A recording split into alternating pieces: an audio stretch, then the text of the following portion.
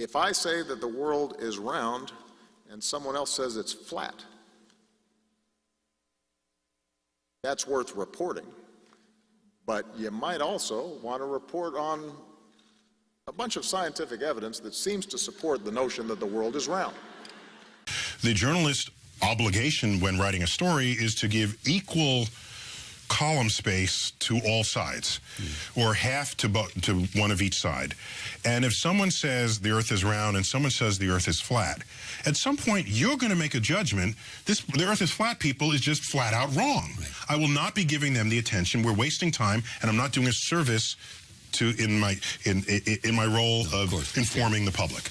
And so I think journalists are really smart people, and they're highly educated, and they're curious. They have the curiosity that kids have that they still have as adults. That's the other kind of branch of curiosity manifested in society, scientists and journalists. And that's a great thing to have. But at some point, invest your brain energy to recognize when something is fringe. I'm sorry to have to tell you this, but you are a journalist. You are a journalist. No, you don't have to apologize. No, I'm not apologizing. I host a talk show, so I can't say I'm not a journalist. Well, not only that, you're in pursuit of questions. Yes. I agree that I'm a journalist, as are scientists who ask questions. The only part of the question we don't ask is the who. Here's the thing.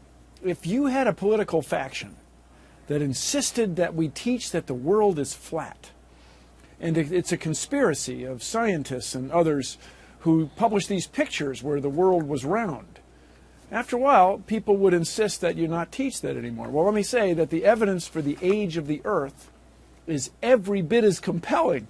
The Earth is 4.5 billion years old, not 6 or 10,000 years old. Why did this all come out? But Bill, isn't it a problem when science guys attempt to bully other people? I mean, Nick here had to say, I'm not a denier. He had to get it up. I'm not a denier, because really, the science group has tried to shame anyone who dares question this. Okay. And the point I'm trying to make is it's not working with the public. Even a political conspiracy. My friends, these people are so out of touch with science that they believe rising sea levels don't matter because in their view, the extra water is just going to spill out over the sides of a flat Earth. They're wrong, obviously. For the benefit of those who may still question the 97% of peer-reviewed studies on climate change, let me just underscore, you don't need to be a scientist to know that the Earth is round, that the sun rises in the east and sets in the west, and that gravity is the reason that objects fall to the ground. You could pick 100 different examples of simple things that happen every day that reflect science and determinations of science. And you don't need to be a scientist. This is happening. It's happening now. It's happening faster than scientists had predicted it would. And it's happening to greater degrees than scientists predicted it would. And we need, as responsible leaders, to take account of science, not some cockamamie ideological hypothetical, but science. And we need to make clear that those members of the Flat Earth Society are on the wrong side of history. We are going to make Paris the demarcation point where we begin to get the job done to save the planet, period. They've been talking down new sources of energy. They dismiss wind power. They dismiss solar power. They make jokes about biofuels. They were against raising fuel standards. I guess they like gas guzzlers. They think that's good for our future. We're trying to move towards the future. They want to be stuck in the past. And we've heard this kind of thinking before. Let me tell you something. If some of these folks were around when Columbus set sail,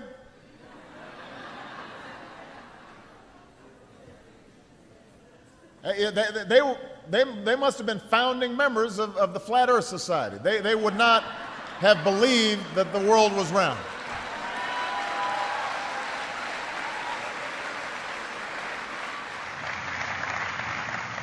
But more broadly, we've got to move beyond partisan politics on this issue.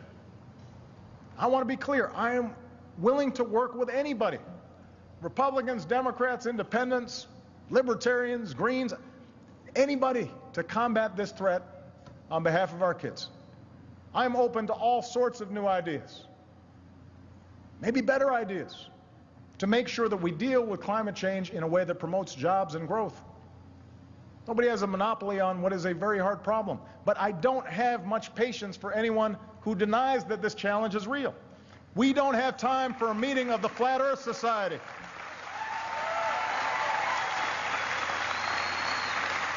What responsibility do you think members of the media have to portray science correctly?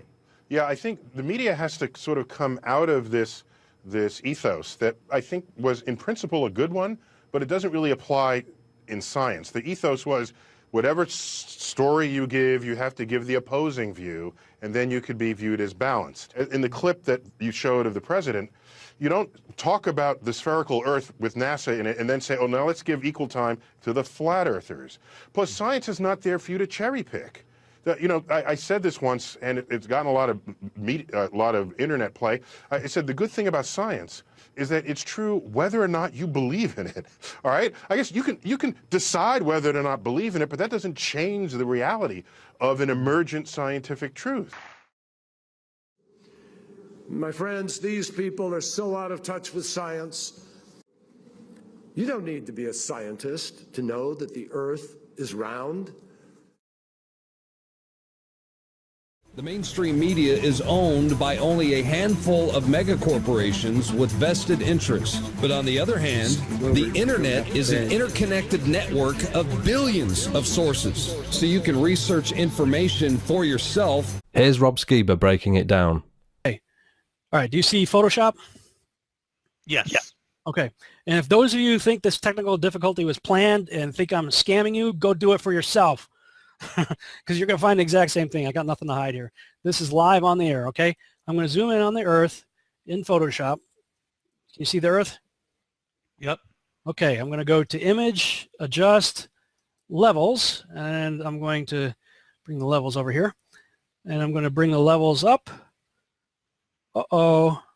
What is that? Oh, wow. Yeah, wow.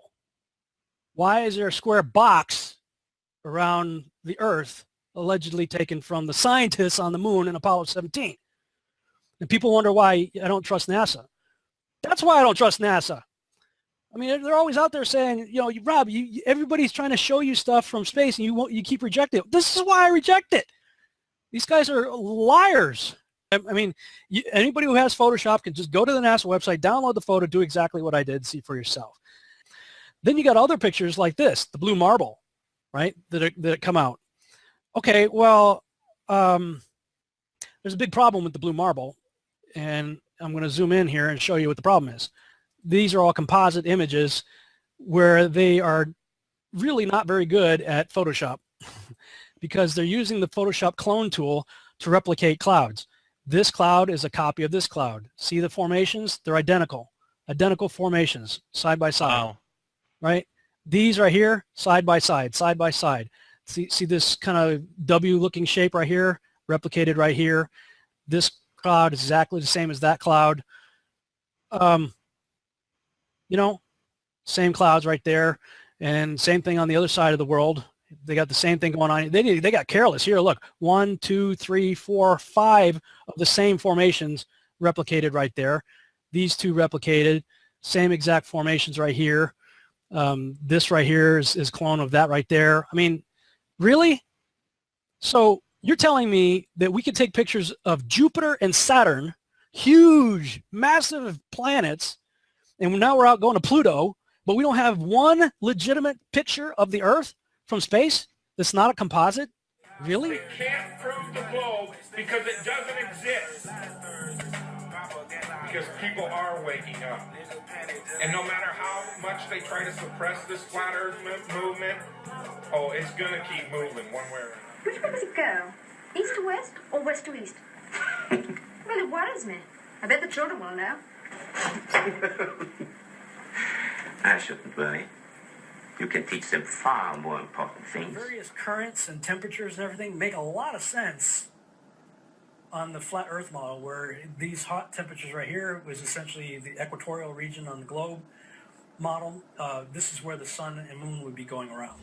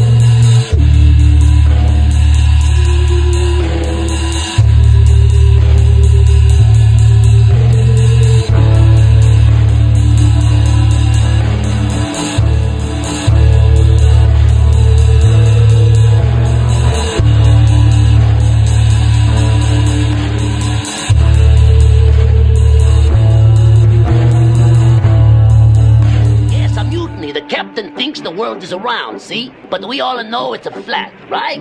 Of course it's flat. Sure, I know the world is flat. Well, so do I. Everybody knows that. Good, good. The same phenomenon Eratosthenes measured could be explained by a flat Earth if the sun were only a few thousand miles away and 32 miles across. The math would work out the same. The tree grew and became strong, and it reached to heaven, and it was visible to the ends of the whole earth. Daniel 4:11.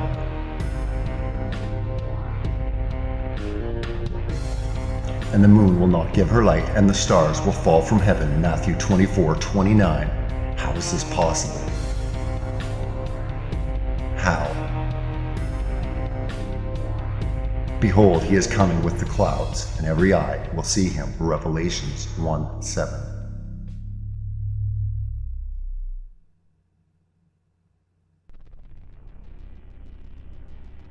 We have to look to the truth of the Word of God. The world has lied to us. Satan, the god of this world, has blinded the eyes of those that can't see the truth. There's connections. We need to look and see different. Think. Could everything be connected? Could the world system be set up to destroy the foundations of God with NASA? With science? Right from the beginning, the foundations of God's Word have been tampered with, have been distorted. Satan is the god of this world, and he's distorting everything with his agencies set up to deceive us.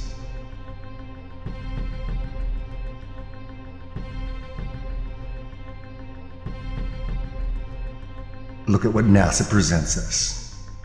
CGI, paintings, composites, stitched together. Where are the pictures of the Earth? Why is it that there is only 2 images of the Earth? Where's the HD footage of the spinning Earth? Real pictures, real video. They even admit on their website, these are fakes. These are not real. We've been lied to about our world. It's time for you to look into the truth. Research. It can be crazy to think. No, we know it has to be real. The cognitive dissonance is running through society. You don't want to wake up, but it's like the Matrix, and it's better to trust in the Lord than to put confidence in man. Psalms 118:8. The world's lies. The earth does not orbit the sun. Everything orbits around us. We're geostationary. We're motionless. This was the Hebraic concept of the universe, and they were not alone. Like I said, there are many, many other cultures that believe the same thing. So looking at our whisper down the line, we have the guys toward the source material saying we are on a circular, still flat Earth set on pillars under a dome within which are the sun, moon, and stars. we get to the end of the line where we are today, and I heard we live on a spinning heliocentric ball in an ever-expanding universe. Huh. Which one is it anyway? If you read the textbooks would tell you that we are on an oblate spheroid.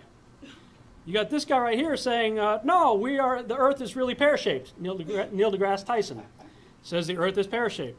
Then, of course, everything NASA puts out shows us pictures time and time again of a perfect sphere. And then we have the Bible over here saying, well, you live in a snow globe. So, which one is it? I'm asking the question because I'm asking the question. Because Paul said, prove all things. And I'm having trouble, not just trying to prove the snow globe, I'm having trouble proving the ball. Because most of our information on the ball relies on these guys. These guys hate God. You have written that God is a psychotic delinquent invented by mad, deluded people. No, I didn't say quite that. I said something rather better than that. Oh, well, please tell us what you said. Please tell us what you said. Well, I would have to read it from the book. No, please. The God of the Old Testament is arguably the most unpleasant character in all fiction. Jealous and proud of it, a petty, unjust, unforgiving control freak, a vindictive, bloodthirsty ethnic cleanser, a misogynistic, homophobic, racist, infanticidal, genocidal, filicidal, pestilential, megalomaniacal, sadomasochistic, capriciously malevolent bully. So that's what you think of God? Yeah. To the editor, people cited violation of the First Amendment when a New Jersey school teacher asserted that evolution and the Big Bang are not scientific and that Noah's Ark carried dinosaurs. The case is not about the need to separate church and state. It's about the need to separate ignorant, scientifically illiterate people from the ranks of teachers. It truly amazes me, this whole flat Earth phenomenon that's blowing up, this theory that's just exploded in the alternative research community, because a lot of these researchers they don't cite anybody with a background in meteorology or physics or mechanical engineering or anything like that. Robert Sungenis, BA, MA, PhD, geocentrist. Dr. E. Michael Jones, speaker at the 2010 Conference on Geocentrism. Gerardus D. Bow, PhD, former professor at the Baldwin Wallace University, geocentrist. Professor John Bill, PhD, geocentrist. Philip Stott, PhD, professor, geocentrist. In fact, according to Philip Stott here, there's another 200 impeccably credentialed academics and professors who also believe the Earth is stationary. They know perfectly well if they don't toe the scientific establishment's line, they'll be chucked out. So it's very difficult these days to find out what scientists do believe. But I know there are a large number of scientists who are now coming to believe the Earth is stationary at the center. I think 30 years ago there were about 4. Now there are a few hundred well-qualified scientists who believe the Earth is the center. But those are just those who will admit it. No academics who support the alternative view? Debunked. The fact that so many of them are questioning the official heliocentric narrative ought to raise an eyebrow. So at least 200 professors and academics for a stationary Earth? I'd say that adds credibility. Critics will say, hang on, most of those professors are Catholic. See, it's just another Jesuit conspiracy. No, some of those professors have been bashed around by the powers that be in a way that you would not believe. So it's not in any of their interests to dismiss the official heliocentric model, but they have. Personally, I think the professors are playing a sophisticated game here. They found a respectable halfway house where they can maintain some respectability in geocentrism. The ball Earth theory is pushed way into the background of their theories, and it's left up to you, the viewer, to connect the dots, because a stationary Earth lends itself to a flat one. So the professors are being very, very clever here, and I'm just loving the dynamic of it all. This symbol is one of the most important symbols in all symbology. It is the most prominent symbol on our $1 bill. It is one of the most viewed symbols on Earth. And very few people understand what it really means. We see the elements of the symbol being the words Anuit Coeptis at the top. Then we have a pyramid with its capstone missing. The capstone is cut off, so it is an incomplete pyramid. Atop the pyramid, as a two-dimensional slit in the sky, it could be seen, a two-dimensional opening or a rift in the sky. From behind that, we see an eye, and that eye is bathed in light.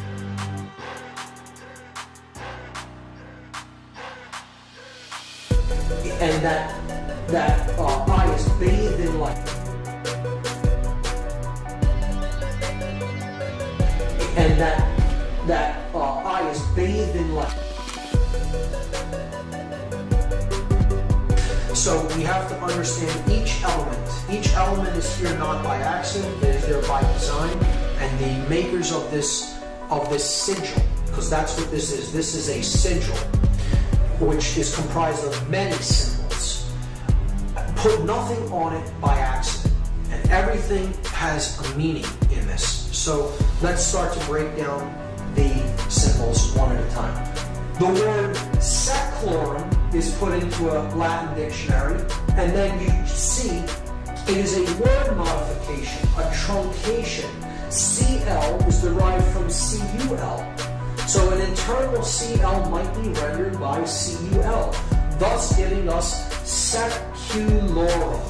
And seculum, seculate, is a noun that means world, universe, secular, temporal, earthly, or worldly affairs, cares, or temptation.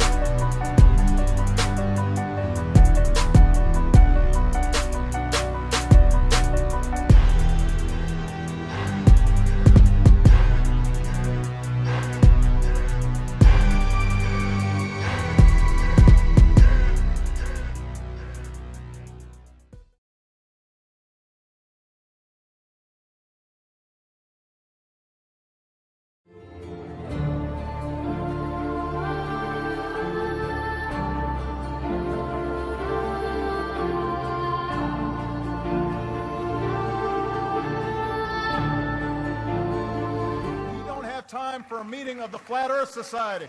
They must have been founding members of the Flat Earth Society. They would not have believed that the world was round. I was talking with a gentleman from Belcom, and we were discussing the lie. Everything he was telling me was different from what we were being told was the truth. And at one point I asked him, I said, man, you guys, you lied about a lot, didn't you? And instantly he said, no. We didn't lie about certain things. We lied about everything. None of it was true.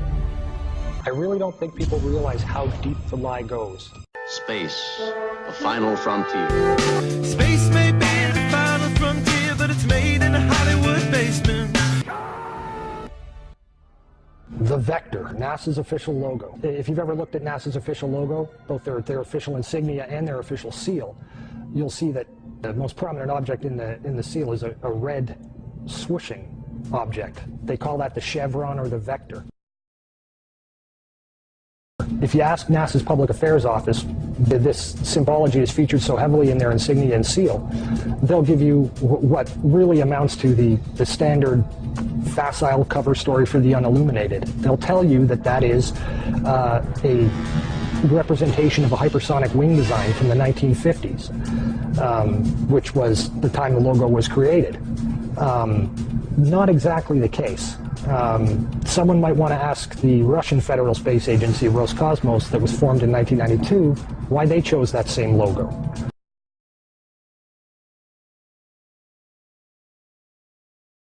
And while you're at it, you can go ask the Chinese, who formed their space agency in 1996, why in the world they're using a hypersonic wing design from the 1950s as their official logo.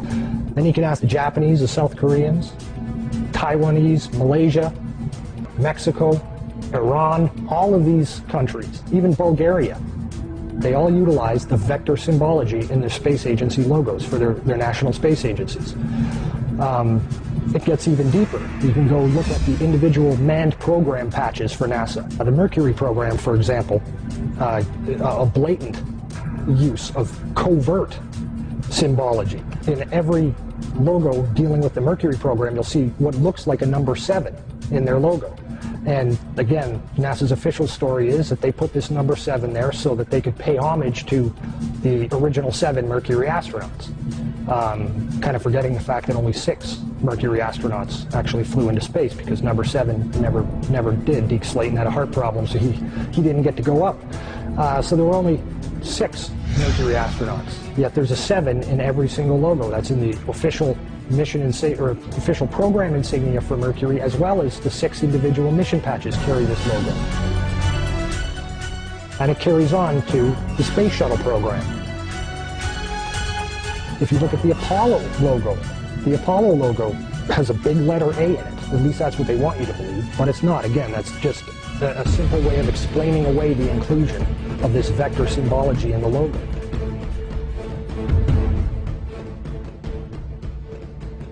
If you go to the Space Shuttle program, the original Space Shuttle STS program patch is a triangular patch that, again, hides the use of the chevronic vector symbology.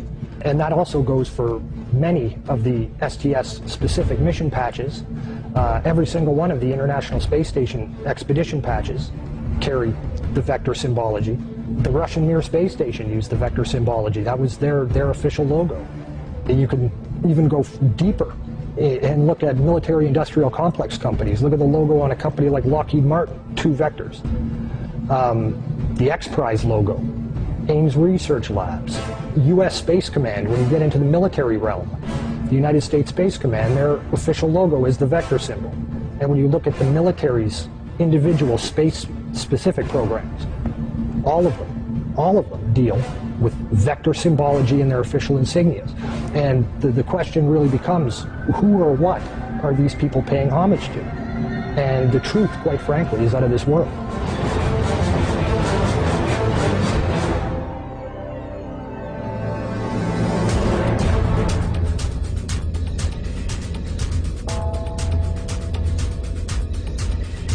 Kicks and deals.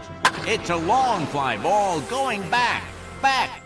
And the ball shatters the sky, bringing the ocean itself down into the stadium. Oh, Simpson just broke this dream's reality wide open.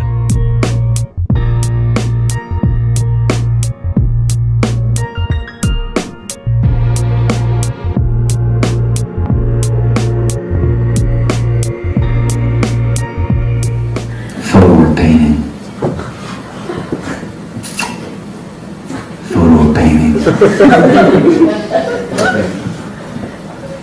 How the fuck would you know? Thrown around the sun and shot through infinite space from a godless Big Bang, they turn humanity into a random, meaningless, purposeless accident of a blind, dumb universe. So it's like trauma-based mind control.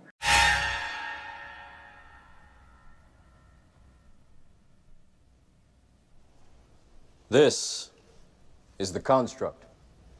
It's our loading program. We can load anything from clothing to equipment, weapons, training simulations, anything we need. Right now, we're inside a computer program. Is it really so hard to believe? Your clothes are different, the plugs in your arms and head are gone. Your hair has changed. Your appearance now is what we call residual self-image. It is the mental projection of your digital self. This isn't real. What is real? How do you define real? If you're talking about what you can feel, what you can smell, what you can taste and see, then real is simply electrical signals interpreted by your brain. This is the world that you know. The world as it was at the end of the 20th century. It exists now only as part of a neural interactive simulation that we call the Matrix. You've been living in a dream world, Neo. This is the world as it exists today.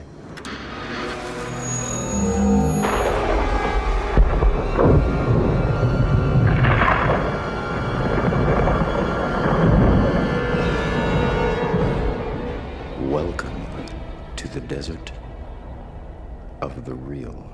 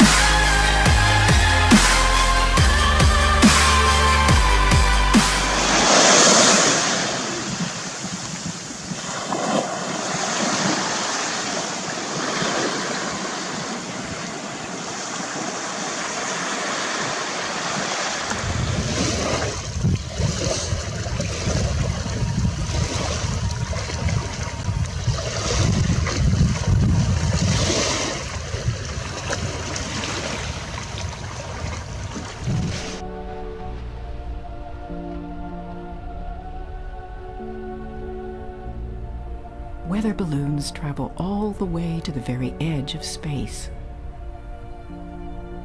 It's a world to which few humans ever get to travel.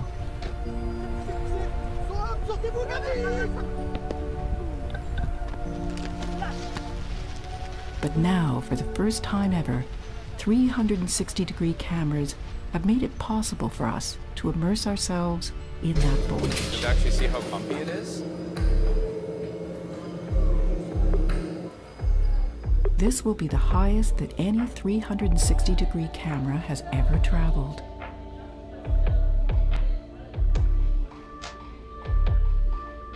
Temperatures will drop to 60 degrees below zero. Pressure will drop almost to a complete vacuum. Every component has to be tested and certified to make absolutely sure that it won't fail, break apart, or cause a fire that could endanger the mission.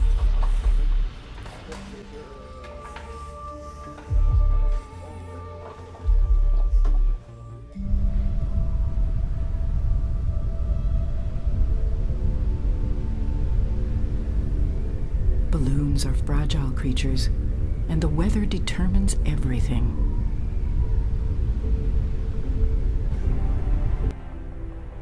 Donc, ce qu'on voit plus loin là-bas, c'est les gonfleurs qui sont en train de gonfler le ballon à l'hélium. On peut voir les remorques d'hélium plus loin là-bas.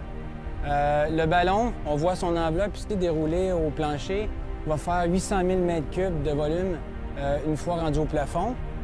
Plus proche ici, on a la nacelle de l'enveloppe, suivie du mécanisme de séparation, puis suit le parachute. Le parachute qui sert en fait à l'atterrissage de la nacelle des charges utiles. Une fois ouvert, le parachute fait 700 mètres carrés en surface.